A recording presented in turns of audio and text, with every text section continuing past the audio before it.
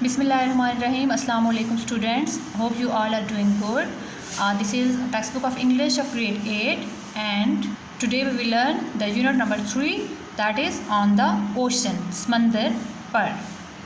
So open your textbook of English, page number 14. Firstly we will do the reading of this unit. All in a hot and copper sky. Hot, गर्म and copper sky, copper like copper, तांबे जैसे खुले आसमान तले, गर्म और तांबे जैसे खुले आसमान तले. The bloody sun at noon, bloody like blood, खून जैसा. सन सूरज, एट नून दोपहर के वक्त क्योंकि सूरज बहुत ज़्यादा गर्म होता है, दहकता हुआ होता है, तो उसको बोला गया कि दोपहर के वक्त दहकता हुआ सूरज, आग निकालता हुआ सूरज. Right up above the mast did stand, mast के एन ऊपर खड़ा.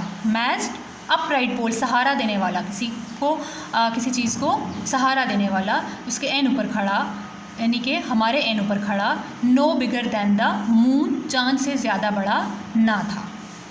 What do you understand by copper sky. Copper sky से हमें क्या समझ आई. कॉपर स्काई का क्या मतलब है. इट इज़ सिमिलर, यानी कि कंपेयर किया गया है एक चीज़ को दूसरी चीज़ से. सन को जो है कॉपर स्काई यानी तांबे जैसे, और गर्म आसमान पे ये ब्लडी सन, दहकता हुआ सूरज. डे आफ्टर डे, दिन के बाद दिन गुजरते गए. वी स्टक, हम एक जगह रुके रहे, खड़े रहे, हम मूव नहीं कर सकते थे. नॉर ब्रेथ नॉर मोशन, कि ना सांस ले सकते थे ना हरकत कर सकते थे. As idle as a painted ship, बेहिस्सो हरकत, बेकार बिल्कुल. पेंटेड शिप जैसे पेंट किया गया शिप, तस्वीर में बना हुआ शिप, बहरी जहाज़, बिल्कुल उस जैसे. अपॉन अ पेंटेड ओशन, और समंदर भी एक ऐसा उस टाइम लग रहा था कि जैसे तस्वीर में बना हो, बिल्कुल हम तस्वीर में बने हुए जहाज़ और तस्वीर में बने हुए समंदर जैसे बेहिस्सो हरकत लग रहे थे. How does a poet describe motionless. A poet ने मोशनलेस को कैसे डिस्क्राइब किया. As idle as painted ship.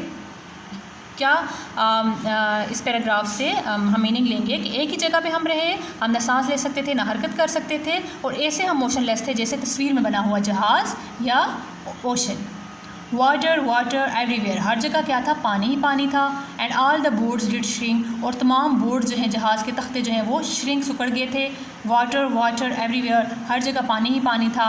But not a drop to drink, लेकिन क्या था कि पीने के लिए एक कतरा पानी भी नहीं था. Why there is not a single drop of water to drink. वहाँ पीने के लिए पानी, जब ये बोला गया कि पानी ही पानी था, लेकिन पीने के लिए क्यों पानी नहीं था. Because sellers were on the ship, and क्योंकि वो शिप पे थे, और and they consume the stock of water, जो उनके पास था उन्होंने वो सारा कंज्यूम कर लिया था.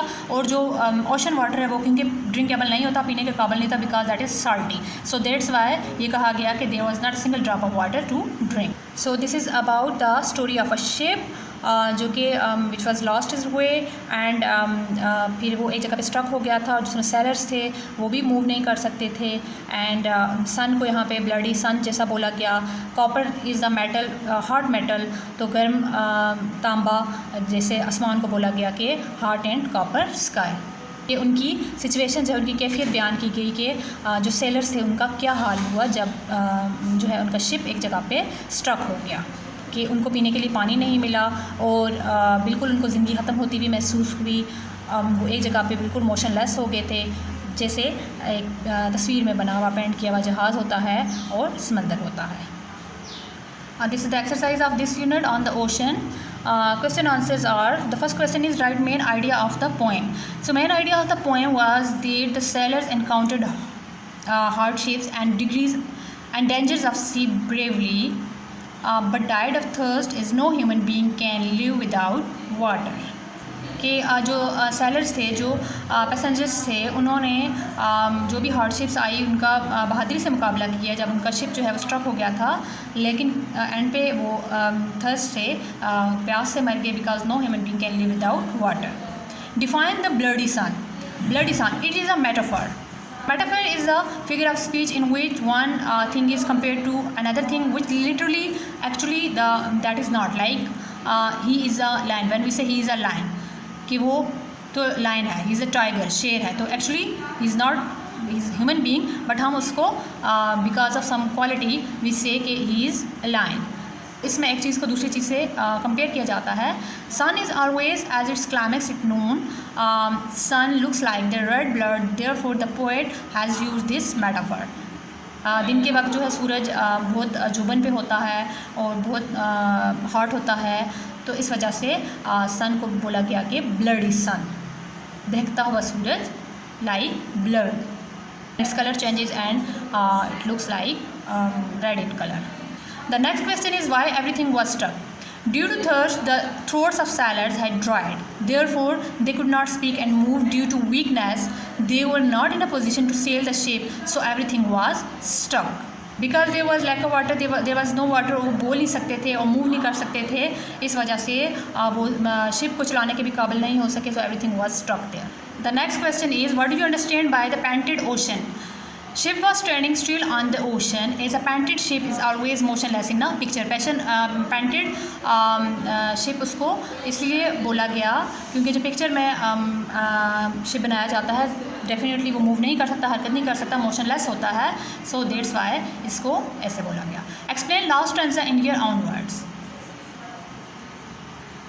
Last stanza is water, water everywhere, and all the boats did shrink. Water, water everywhere, but not a drop to drink. So we can guess here. Narrator narrates that there was water everywhere. As the ship stood motionless on the water, it affected all the boards of ship and they shrank. There was water everywhere, but not a single drop of water to drink for the thirsty sailors, as the sea water was salty. And the summary of the poem is, the poem on the ocean has been written by the St. Coleridge. This poem is about an old sailor who narrates a story about a voyage in which his entire crew was killed.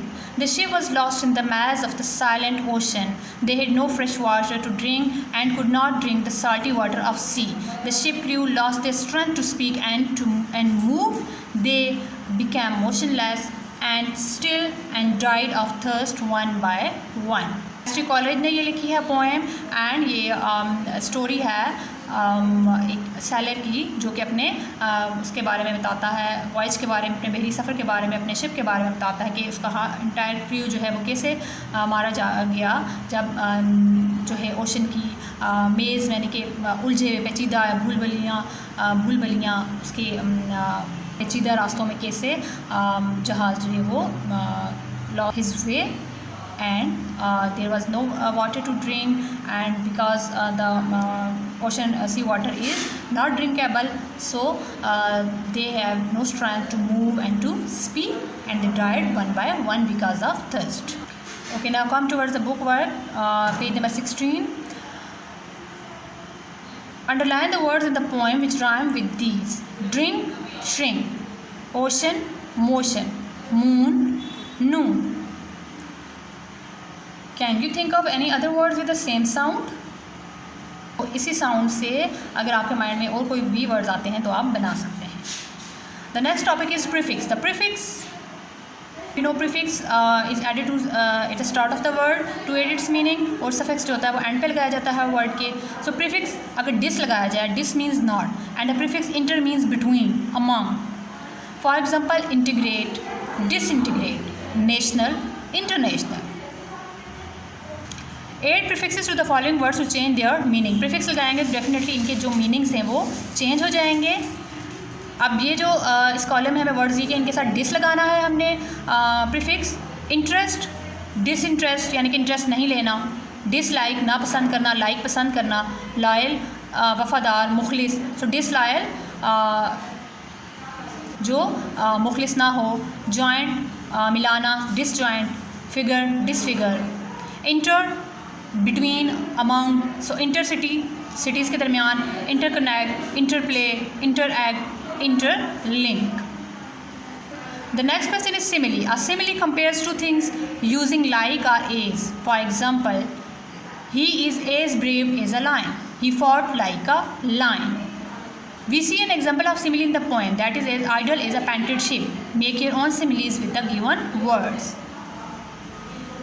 To things को compare करना as लगा के, that is called simile. Like hot, so as hot is volcano, as hot is sun. Right, as right is a pillar right, सीधा, जैसे pillar बिल्कुल straight होता है, so as right is pillar. Big as an elephant. Idle is queen bee. Beautiful as a rose. Soft is sponge. We have done the reading and exercise of unit number 3 in our today's lecture. Students, you have to hear this unit and you have to do the question answers and the summary and book work on your notebooks, and you have to learn them. Take care. Allah Hafiz.